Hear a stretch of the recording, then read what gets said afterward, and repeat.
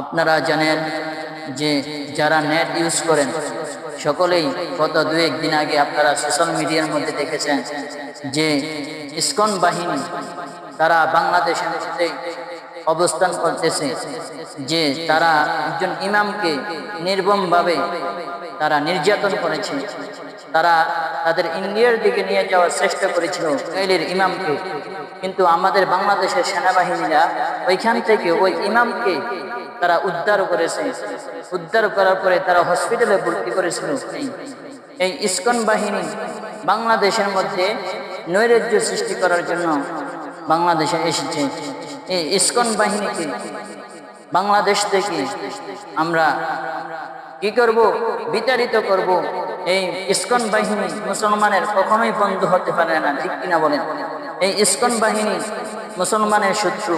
এই ইসকন বাহিনী হচ্ছে মুসলমানের কখনোই বন্ধু হতে পারে না। এই ইসকন বাহিনী মুসলমানের শত্রু।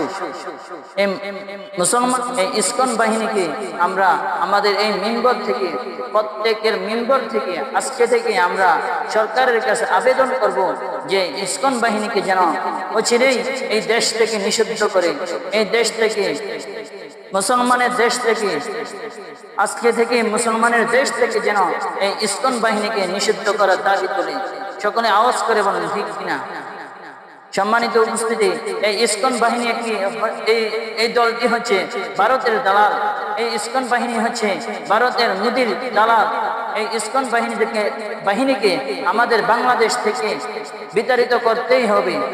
এই হচ্ছে আমাদের বর্তমান সরকার ডক্টর ইউনূসের কাছে একটি আবেদন যে তিনি যেন এই ইসকন বাহিনীকে অচিরেই বাংলাদেশ থেকে বিতাড়িত করে এবং এই ইসকন বাহিনীকে বাংলাদেশ থেকে নিষিদ্ধ দাবি করে।